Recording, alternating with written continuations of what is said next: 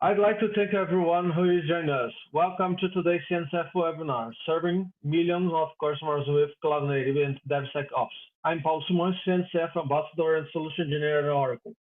I will be moderating today's webinar.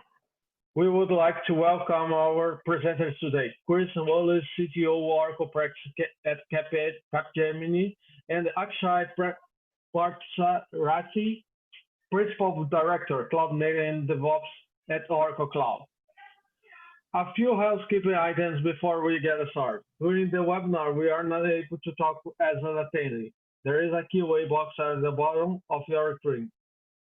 Please feel free to drop your questions in there and we will get as many as we can at the end. This is our official webinar of the CNCF. As such, it's a subject of the CNCF code of conduct. Please do not add anything to the chat or question too that would be a violation of the code of conduct.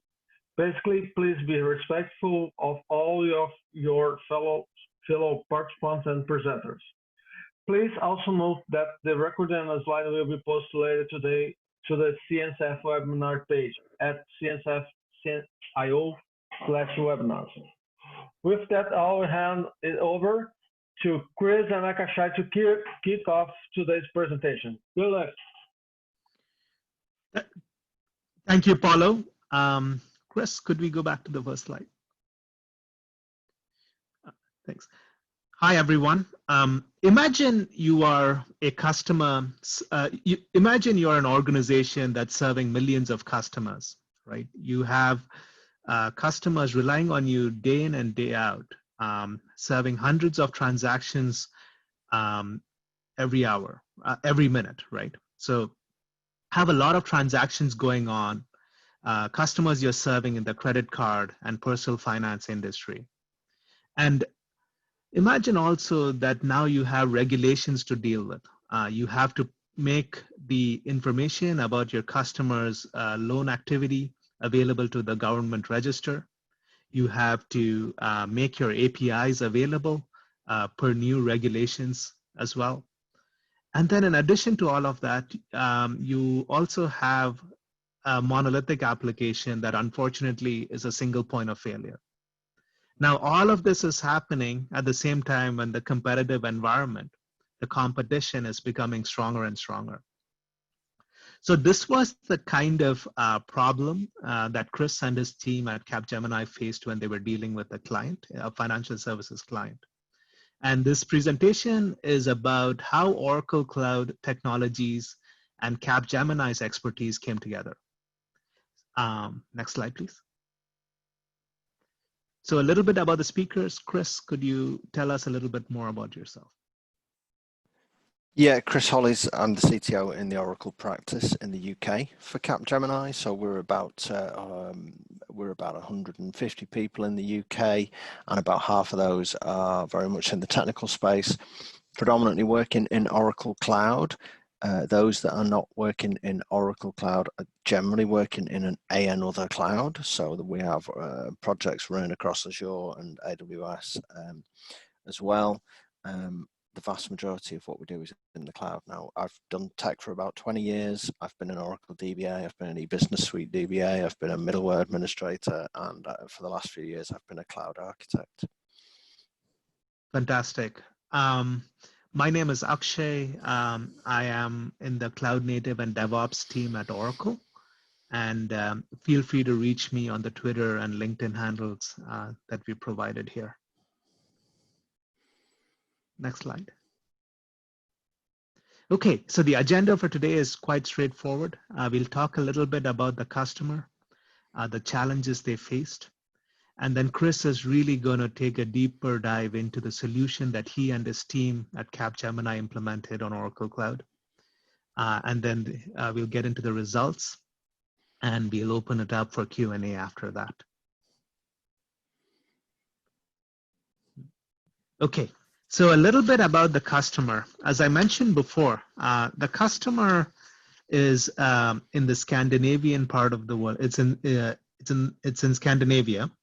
They're serving millions of customers. They're serving millions of end users, right, for their financial products. These financial products are things like credit cards and consumer loans, and they're used 100 times per minute. So we're talking about high rates of usage too.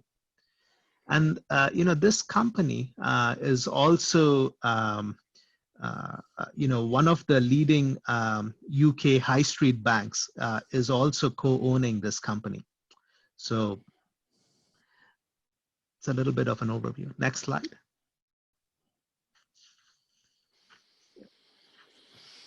Yep.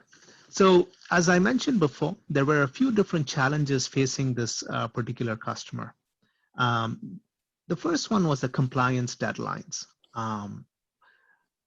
They were facing new regulations by the governments, and one of these regulations dictated that they should make the information of their end users, their consumers, the people who are taking loans on their credit cards and other personal finance loans, they should make that information available to a national registry.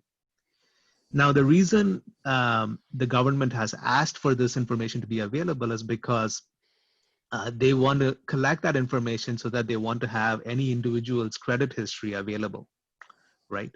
So it's a very important function that they needed to make available for the government. The second thing was that they wanted to set up an open banking strategy. The reason they want to do it again is because of a European regulation called PSD2.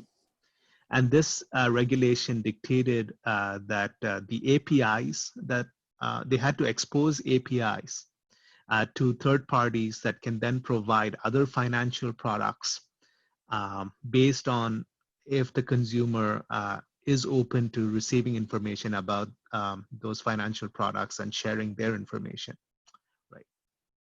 In addition to these regulations and also the open banking strategy, like organizations operating at this scale, they had an aging infrastructure that they wanted to really modernize.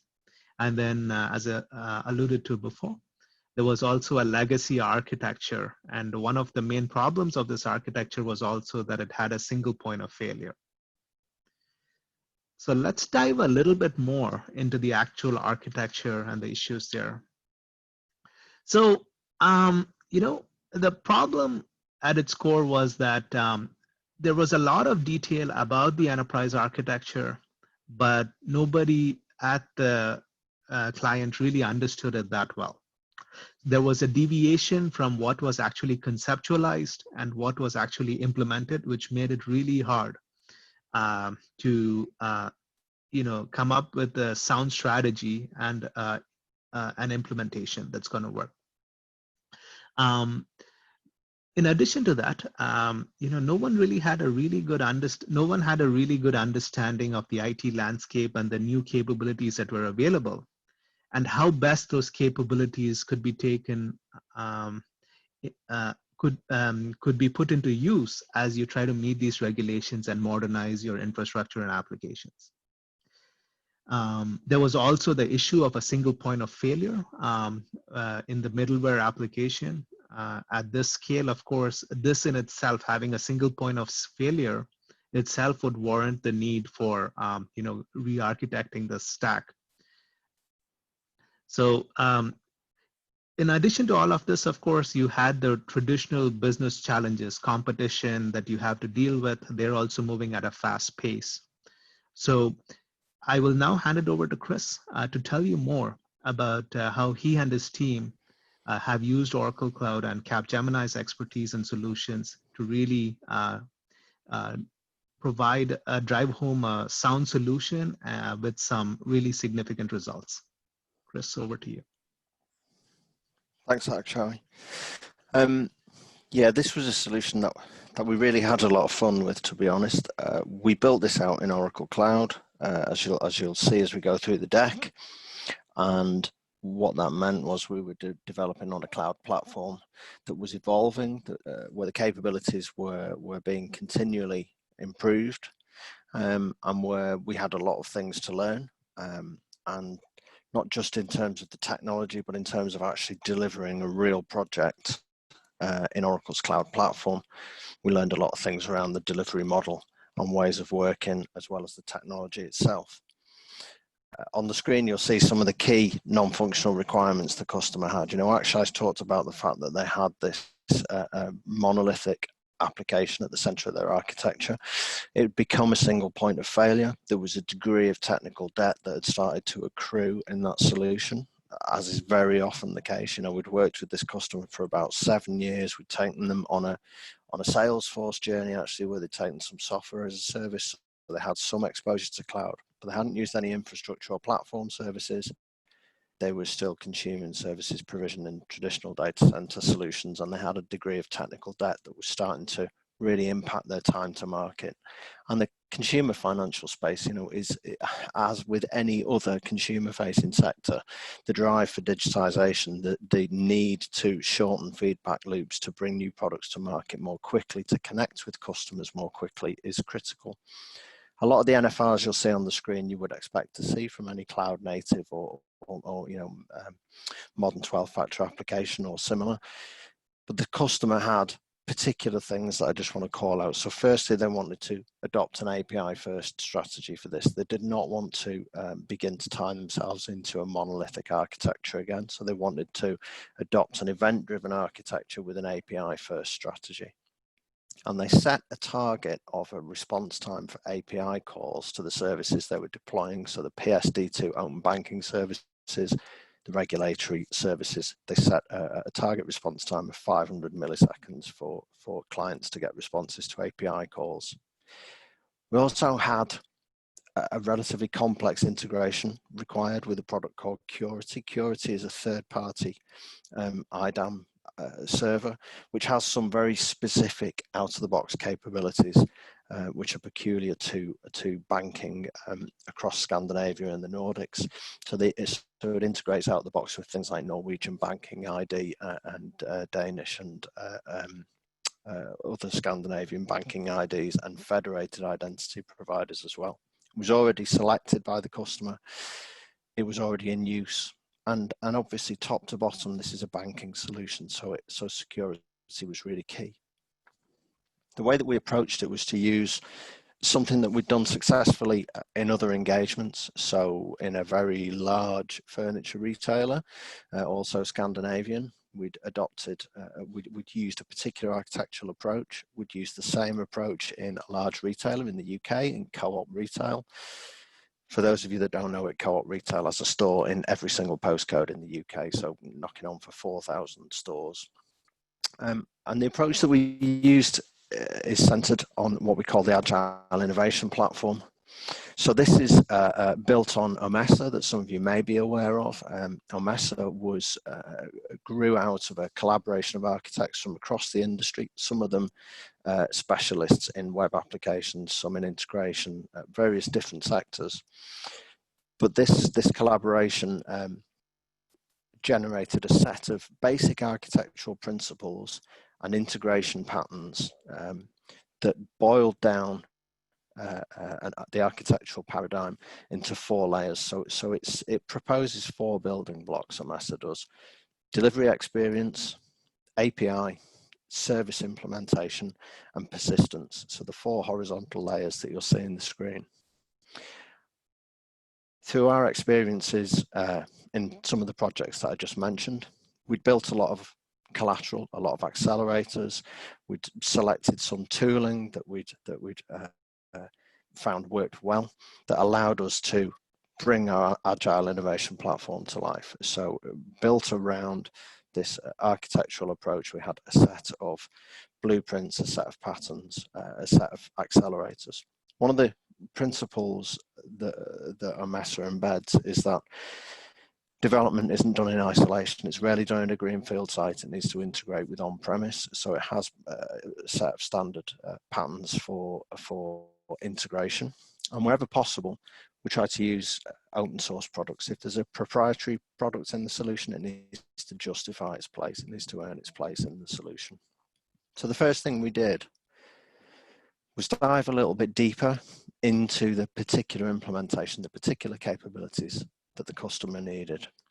So in order to deliver an event-driven architecture, we needed an event hub. We selected Apache Kafka in the end. We didn't go for full-blown Confluent Kafka. We went for Apache Kafka to deliver on those NFRs of keeping things open source, keeping it portable. You know, potentially the customer may want to port this solution from one cloud to another in the future. And then on the left-hand side of the picture there, you'll see some of the core sort of management and monitoring and governance capabilities that we needed to apply. And of course, the security capabilities that we needed to wrap around this. It had to be, you know, this is an enterprise banking grade secure solution. So we built out this conceptual architecture as a first step without mandating any particular product or technology. But what we were then able to do was go to our toolkit of Capgemini accelerators. So where we have patterns for globalization, where we already have integration patterns, where we've selected particular tooling and we know that we can create an integration very rapidly. Code templates, scaffolds and frameworks, etc. And standard processes and monitoring that we can plug in. Now we can't just bring all these things out of the box because the customer has an existing landscape. For example, they had Splunk for monitoring. So we had to integrate into that. But what we've done over the years in the Oracle practice in the UK at Capgemini is build up what we call our technical design authority. So that's really the library of our design principles and patterns and blueprints and approaches to delivering code very rapidly, to reusing code, to making reusable processes, etc. So things like Terraform templates to create infrastructure as code, things like Ansible runbooks, etc. So we were able to bring some of our accelerators and templates to the conceptual architecture that we looked at a moment ago and begin to drive out into a solution. It's worth taking a step back at this point and thinking, you know, this is a customer that didn't have any infrastructure or platform services in the cloud, although they did have some software as a service. But all of their core business was still running on premise. And there were particular advocates for particular clouds and particular technologies within the customer. And it kind of begs the question, why would we do this in Oracle Cloud? You know, many people will associate Oracle with lock-in, with proprietary technology, and with potentially with expensive technology as well. There are some facts, you know, that we had to talk to the customer about and get them to understand, you know, Oracle gets open source. Oracle understands the value of open source. If you think Oracle means proprietary in 2020, then think again, because it no longer does. You know, Oracle means enabling you to, or Oracle Cloud products generally mean enabling you to develop rapidly in the cloud. Yeah, Oracle's a member of many open source groups and initiatives, and they have lots of marketplace offerings built on open source as well. And they continue to build out and deliver some services in open source, such as the Oracle streaming service, which is built around Kafka, such as the MySQL cloud service, which has now become available in OCI. We'd previously used the Generation 1 version of Oracle's MySQL cloud service in our co-op implementation. And it works extremely well. You know, it delivers all the capabilities we need it to do at a price point that's much lower than a proprietary technology. Before I dive into the solution, it's worth just looking again at some of the key items in the business case.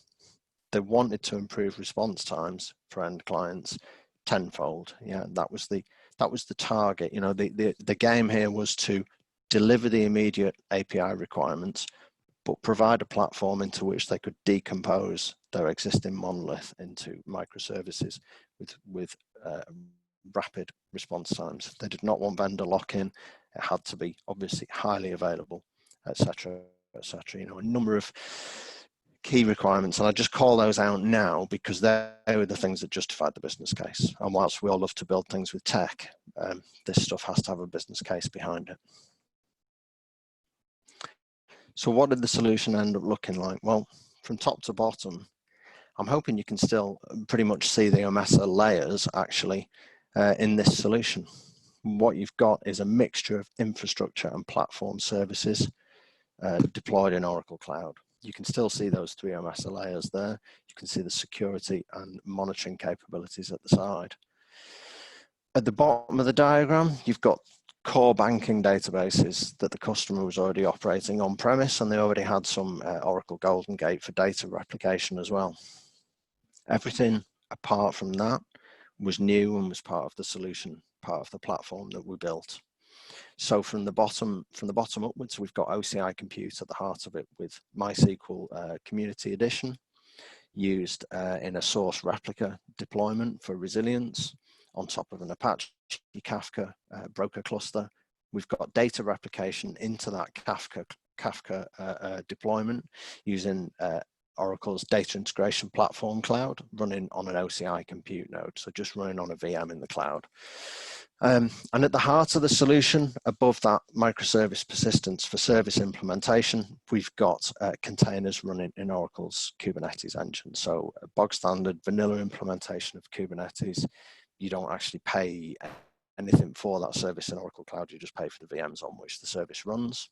On top of that then, Oracle's API platform cloud service. So the API management aspect of that service with its API and dev portal management console, and then the gateways themselves at the top behind an OCI load balancer service behind the OCI web application firewall, so a modern layer 7 WAF at the top.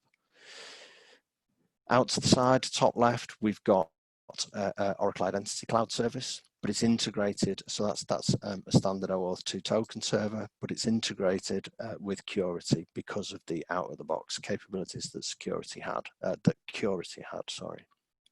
Top right-hand corner, we've got the API portal that we had to spin up very quickly, so very rapidly, in order to meet regulatory requirements, we had to provide an API developer portal for PSD2, and then by a second deadline, we had to have live services deployed into the platform, ready for clients to consume. On the right-hand side, we've got Management Cloud. It does integrate out to Splunk, but in between the Management Cloud and the container engine, we've got something which is really exciting and which we were able to do in Oracle's Generation 2 cloud, but hadn't been able to really achieve in the Generation 1 stuff that we'd used, for example, in co-op retail, which is a really integrated CICD stack. Again, using open source technology. So a dedicated Kubernetes cluster using Terraform plugins, using Jenkins in a master worker configuration with Ansible and Dread as well built into it to actually provision not just applications in a DevOps manner and to have applications DevOps pipelines, but to have proper infrastructure DevOps pipelines. A really new capability in Oracle Cloud, and still something that is relatively new in a lot of projects in the industry. It's worth deep diving into a couple of particular sections of the solution. So API request flows into the top of the solution is complicated. I had, on the team working for me, I had 3 consultants, and it's worth pointing out actually that the 3 guys who worked for me, none of them had worked on Oracle Cloud before. None of them had actually worked with API Platform Cloud before. None of them had worked with Kafka or Kubernetes before. However, between them, they had something like 70 years experience of, true detailed infrastructure and enterprise infrastructure design. So these were guys who understand middleware, they understand databases, they understand networking. They enjoy tech, and they enjoy the challenge of tech and the challenge of design and the challenge of problem solving. And between them, these 3 guys built an incredible solution, So I had one person who was focused on the API deployment, on the Kubernetes deployment as well. And he was able to design this authentication process. So API request flows from the external consumer through a load balancer service configured as round robin into nginx reverse proxies, authenticating out to Curity if required, and then once authenticated, able to access the API gateways in the private subnet at the bottom of that diagram to then actually invoke services running in the Kubernetes cluster. So a complicated, multi-layered authentication process with breakout security, with mutual TLS authentication as well. So, you know, a complicated solution for an enterprise banking grade solution. One of the things we did do here was we re-engineered this at one point because we had regional subnets. As you'll see in that diagram, we've got subnets spanning the 3 availability domains in Oracle Cloud. That wasn't available when we first solutioned this, and we actually had multiple AD localized subnets, which we then had to route between. So we had multiple routing paths through this to start with. We were able to then re-engineer it to use regional subnets when that capability became available partway through the project. And the reason we could do that so quickly was because of that CICD pipeline for infrastructure. We were able to make all the changes as code, test them, approve them, and push them into the deployment, you know, all through that infrastructure pipeline and through the governance and the speed that actually brings to a solution like this. To just drill down further into the authentication flow, because it's one of the most complex parts of the solution, and it's a place where we really started to leverage some of the capabilities of nginx as well. There's an nginx plugin that allows you to do obscure token inspection. And we were able to leverage that to do a very secure authentication flow. If people have particular questions on this authentication flow, I can direct you to SMEs, I can take them away. It's probably some of this that I can't answer in detail, but what I can show you is the overall flow. So from request from the third-party provider application, for this is a PSD2 banking flow, terminating mutual TLS on the nginx server to then request and obtain an OAuth token and then call the API for the PSD2 service. It breaks out to nginx to do that token introspection for that additional layer of security that was required, and on validating the token, then it's able to forward an API request to the platform cloud service, to the API platform gateway ultimately. So multi-layered approach to authentication, and again we're able to design, deliver, prototype these kinds of processes very, very rapidly in the cloud to recut and redraw infrastructure as well as applications very rapidly through that DevOps pipeline. One of the other SMEs that worked for me, probably 17 years experience around tech or something, hadn't actually worked with data integration, hadn't really worked with Golden Gate before, except in a very sort of light admin role. Really got himself into the detail of data integration platform cloud. So the customer already had on-premise at the bottom left-hand side, they already had their on-premise databases, multiple on-premise databases, and they already had a Golden Gate deployment as well. We were able to put a SOX proxy in front of that Golden Gate deployment, encrypt the trail files, and then expose that trail data via a data integration platform cloud running on a dedicated host in Oracle's cloud to replicate the encrypted trail files up to a replica process in a hub VCN in the cloud. So we had a secure IPsec VPN which was taking encrypted data from encrypted trail files into the hub cluster, and then the replica process replaying those changes into the Kafka cluster. So directly into Kafka, from which microservices would dequeue dequeue from topics, and then use the MySQL Community Edition for their persistent storage. Kafka Dataflow was another challenging part of the solution. Had a third SME whose focus was on Kafka actually, as well as the API platform cloud. So it was the same guy who looked at Kafka for me, and he was able to design a really resilient solution, again using all 3 availability domains in Oracle's cloud, using regional subnets across them with multiple zookeepers across the Kafka implementation. And we had Kafka is a very simple technology to set up. it has quite simple principles, but like many simple, elegant technologies, it allows for a real complexity of solution. You know, it's very easy to start to do complex and powerful things with a relatively simple tool.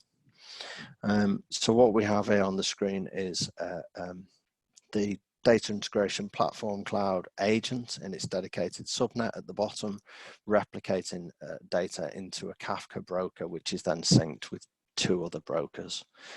We've got an example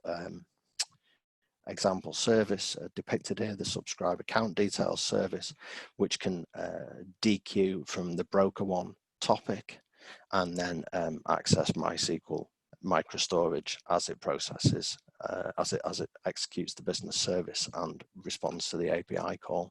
Similarly, we might have produce account details in a second subnet and the debt register API in a third subnet. What we found with Kafka is we had some particular challenges during the bootstrapping phase with Kafka. In order to get the throughput that we needed, we had Kafka topics configured across multiple brokers, so 2 topics with multiple partitions across the 3 brokers, and multiple consumers in consumer groups as well. And what we actually found when we began testing this was that we were having data changes written onto topics, but then consumed from topics in a different order in which they'd been written. This caused a lot of headaches initially, and what we ended up doing was using a hashing key. Data integration platform cloud allowed us to generate a hashing key based on the primary column of the data that had changed, and we could therefore write every data change into the same Kafka partition and read them serially again. What we found when we'd resolved that was that during the bootstrapping phase, we had difficulty when we initially loaded data into the solution. We had difficulty with throughput during that phase.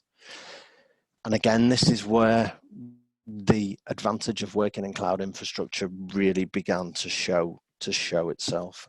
So we were able to swap out the shapes on which the compute shapes on which we were running the Kafka cluster. We were able to swap them out for dense IO shapes that gave us a much greater disk throughput. And we simply did that. You know, we did it computationally. We did it by changing the Terraform code and executing the infrastructure pipeline. We swapped out the underlying hardware shapes. We were then able to get this massive throughput for the bootstrapping phase on the dense IO shapes, and then again execute pipelines to change the compute shape underneath. So the kind of flexibility that operating in the cloud gave us is the sort of thing, excuse me, it's the sort of thing that was unthinkable just a couple of years ago working in an on-premise project. You know, it gives us the kind of agility that is just unheard of, particularly when you're working with guys who've been working in the infrastructure space for 15 to 20 years, you know. The CICD architecture it's relatively simple, to be quite honest with you. We use Jenkins, you know, it's tried and tested. There are many other tools, and we do use other tools, certain proprietary tools as well across Capgemini projects. But Jenkins did everything we needed it to do here. So it sits there behind a reverse proxy. It runs a Jenkins master, and then we run a set of Jenkins workers across a dedicated Kubernetes cluster. So it's not the same cluster where the business services run. It has a dedicated Kubernetes pool to execute the Jenkins jobs distributed by the master. We put this behind an SSL using nginx reverse proxy, and all the code is in Bitbucket, just using Jenkins webhooks for execution. We initially did quite a lot of the application configuration using Terraform local exec and remote exec, but we have since moved on and done a lot more with Ansible since then, so we were able to do a lot of the application configuration with Ansible. Terraform state is all stored in OCI object storage, another capability that came along during the project, and again we were able to simply drop that into the engineering work stream. So where did we get to with all of that? You know, we had some really significant targets that we had to meet for this customer. We looked at them a little bit at the start of the call, at the start of the presentation. We did meet all of these, you know, we hit all the regulatory milestones. We had a first drop of code in month 3. We delivered the PSD2 developer platform. In month 6, we developed open banking. We delivered open banking APIs. We actually delivered them about, I think about 10 days ahead of schedule, certainly at least a week ahead of schedule. And we went live with the regulatory requirements on time as well. I'll talk a little bit about operating model in a moment. We took the customer to a new operating model, and we really cut their time to market. You know, it's difficult to measure, but the customer feedback is that they are able to propagate new ideas into real business services now in less than half the time, easily less than half the time that it used to take them. The solution is completely scalable. So as they develop and deploy new Java services into the solution, we can simply scale it horizontally. We got fantastic response times. So we aimed for 500 millisecond response times, and in fact, we overachieved that tenfold. So response times are sub 50 milliseconds. We did a set of performance testing, and even when we took the load up to 10 times the predicted load, we were still actually around about the 200 or sub 200 millisecond response time. So the infrastructure surprised us because we didn't oversize it. This is very lightly scaled infrastructure. It's very lightly sized infrastructure, sorry, but it really performed above how we expected it to perform. The solution is cloud native. You know, we have, so the data replication part is Oracle Data Integration Platform Cloud, so that is proprietary, but it was the sensible thing to use to integrate with the existing Golden Gate deployment. But everything thereafter is open source, you know, MySQL Community Edition, Kafka, Java, Apache Kafka, I should say, Java, Kubernetes. They're all open source solutions. The only other bit that wasn't open source was the API gateway itself and the third-party IDAM that the customer already had in their environment.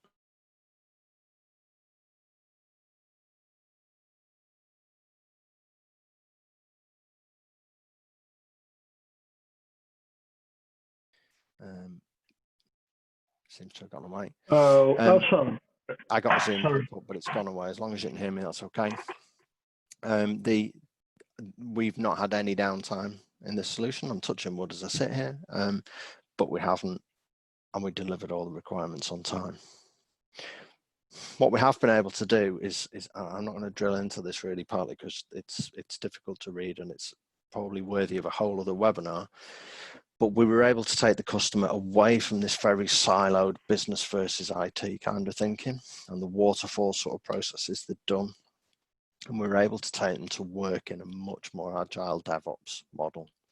So the way that we operate now is along the lines of the diagram that you see on the left, where we have small teams developing business capabilities, you know, with embracing agile principles. So small empowered teams working to sprints. But we also have a technical team with a security specialist in it, able to deliver the building blocks for that team. Chris, we are not able to see the slide. You're not able to see the slide. Okay, so the presentation has disappeared for some reason. Let me know if you'd like me to bring it on my end. Yeah, I don't know what's happened there because it says it's still displaying. Hold on a minute. In fact, I've lost my Zoom controls now. They've disappeared. Bear with me. Let me unshare and reshare.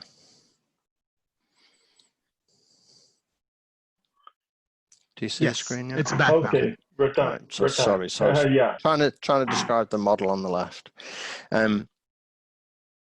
So we reached a conclusion with this customer in terms of delivering their regulatory APIs and open banking APIs, but they're now on a journey where their existing monolith application is gradually being shrunk, and they're decomposing that on a weekly basis. There are new services, new microservices being deployed into the platform. their existing SOA solution will shrink right down and eventually be sunsetted. And you know, they've moved to this product-centric view and capability, and really digitized at the heart of the business here in a way that their existing legacy architecture just didn't allow them to do. And there's a great quote on the screen, you know, this is what cloud computing brings. And you know, this happens to be a co-presentation with Oracle, but actually this is about the power of doing something in the cloud rather than doing it on premise. You know, the speed with which this customer is now able to deliver, this business is now able to deliver to their customers has taken an absolute paradigm shift as a result of getting out of the on-premise way of thinking and adopting cloud native computing. So I'll leave it there. I think we've got about 13 minutes left for questions if anybody has any. So I'll move it on to the last slide. There are some links there that, you know, go and have a look at them, ping me on LinkedIn or whatever, and I'd also take some questions at the end if people have any. Awesome. Thanks, Chris and Akshai, for the great presentation. We now have some time for questions. We have questions that you would like to ask. Please drop in the Q&A tab at the bottom of your screen. I will get as many as possible. Have time at this time. Chris and Akshai, we have 10 questions now. I will start. What is the difference between single purpose and multiple purpose APIs? So I would rather take that one away to come back with a really good answer, because I'm an infrastructure guy. I led the infrastructure implementation, but the API implementation was done by our offshore team in India and Spain, actually a hybrid offshore team. So happy to take that away and give you a good view on that probably from one of our ACE directors, actually. What I can do, scanning the questions down, if I'd happily take the question about, is it available for on-premise installation as well? We haven't tooled it up for on-premise installation, but we do have a set of an implementation process now that will land this Agile innovation platform in about 10 working days. So we can deliver this as an integrated platform very quickly now. We have other integration patterns that are not data centric, like the one you saw here. So we have integration patterns, for example, for ERP applications, for Oracle's applications unlimited, for web applications as well. We can deliver this very quickly. It's not actually aimed at an on-premises install today, but it could certainly be retooled towards it. The whole project, I think I mentioned, we delivered the first drop in month 3, then drops in month, I think it was month 6 and month 7. So that was roughly how long it took. Team size was 3 SMEs for the infrastructure part plus myself, and then we brought a 4th SME in to do the service integration into SIEM and into Splunk. And then offshore we had 3 developers. We had a designer and 2 developers, in fact, offshore. That offshore team has grown now as they decompose the monolith. So there's about, I think there are about 6 developers probably working offshore, probably a total of about 8 people working in a couple of pods offshore at the moment. Tenancy organization and VCNs, I'd prefer to come back on that offline. Happy to come back on that offline. Oracle does have a software load balancer. We used nginx because it has the plugin for obscure token inspection. So nginx actually made sense for us to use there. We also used it for the mutual TLS termination, which the Oracle load balancer wasn't able to do. And I'm just looking at some more questions. Hi. Sorry, I lost my sound, so I lost your explanation. I don't know if you continue to answer the questions. Did you stop where, please? Yeah, I was scrolling through the questions and trying to answer a few, basically. So I've had a go answering the questions I can. Right. And I'm happy to take away a couple that are more detailed, such as the single versus multi-purpose API questions. Okay. And I'll take away the one about MySQL versus MS SQL as well. Okay, thank you so much. The other question is this solution available for complete on-premise installation as well? Yes, Yes, that was one that I just answered. So it's not geared for an on-premise installation. We can deliver this into cloud in about 10 working days at the moment. In order to retool this to deliver into an on-premise installation, that's certainly something that we could do. And in fact, the other projects that I mentioned, the very large furniture manufacturer and reseller from the Nordics with a blue and yellow logo, they do have a hybrid AWS Azure and on-premise solution where we've used a lot of the techniques that we used in this project. So it's certainly possible to retool it for an on-premises installation. Yes. Okay. How long did you take to complete this migration? Yeah, so again, one that I answered probably when your sound was down. We did our first drop in month 3 for the developer portal. We had a drop of the regulatory requirements in month 6, I think it was, and the full banking requirements, I think, in month 7. So roughly, it might have been month 8, but roughly this was about a 9-month process, including some of the design time and the procurement time. But from first design to first live drop, excluding the developer portal, which was quite simple, but APIs live in 6 months, which I think for a standing start is pretty incredible, to be honest. How many services you have and what is your team size? Yes, that was another one that I picked up. So I had 3 SMEs working for me in the infrastructure team, then a 4th one that came on board to integrate into management and monitoring, and we had 3 offshore working on business services. That's a larger offshore team now as they decompose in the monolith into microservices. I think there's probably about 10 people, 8 to 10 people working offshore now. Okay. Hell, I was wonder how you're organized tenancy in compartments for dev, test, and production environments, and with a single or multiple VCNs. Yeah, we have a single VCN. We have hub VCN as well, where we deploy some services such as bastions for access. But we do a lot of the logical separation now using tenancy tagging and using the built-in governance that allows you to logically separate services. The other questions is Hagal Suarez And that to asked, nest compartments as well. So this is actually something that we had quite a lot.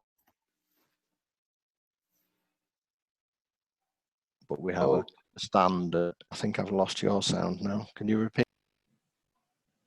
I'm sorry, can you repeat the question? I can't hear. Oh no, okay, it's failing the internet, sorry. The question is about if your Oracle has a software load balancer. Yes, Oracle has a software load balancer, but the question I'll pass for you. If your Oracle has a software load balancer, or if it's Oracle rely on the third party like nginx. Hi, sorry, my sound quality is very unstable now, but no, Oracle don't rely on nginx. We used nginx as a reverse proxy, and we used nginx to terminate mutual TLS. But Oracle does have a full native load balancer service.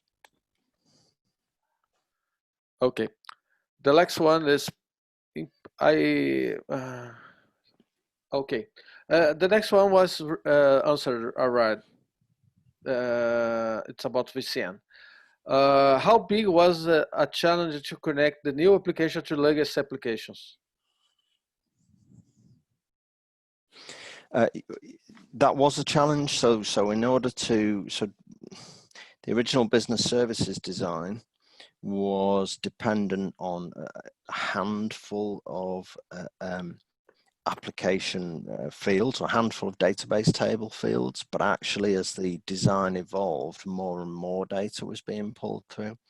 And in fact, we ended up with quite a lot of data coming through that Golden Gate data integration route. So the actual sort of engineering the connection using data integration platform cloud was quite straightforward. Making sure though that Kafka was scalable was the thing that took the design thinking, because we ended up with a lot of different data fields being replicated through, partly so that we had more flexibility to develop future business services based on what we were already replicating into the topics. So once we had the replication in place and we had Kafka scaled appropriately, then really actually it's quite easy from that point.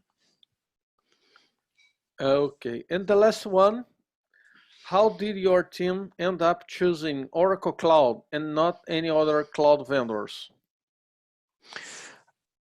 Yeah, so look, the customer was already using quite a lot of Oracle tech. So they had quite a bit of Oracle tech in the organization. They did also do an evaluation of AWS and selected Oracle Cloud based on fit in the organization, based on their ability to provision very quickly. And we did a POC migration of an existing on-premise application into Oracle Cloud. We did a 12-week POC. Customer was really happy with the results of that, and as a result of that, they were happy to select Oracle Cloud rather than AWS, which was the only other one that they had considered. Okay, thank you. Thank you, Chris. Thank you, Akshai, for a great presentation. Right, all that is all the question we have for today. Thank you for joining us today. The webinar recording and the slides will be online later today. We are looking forward to see you at the future CNCF webinars. Have a great day. Stay safe. See you. Thank you. Thank you very much. Thank you for having us. Thank you.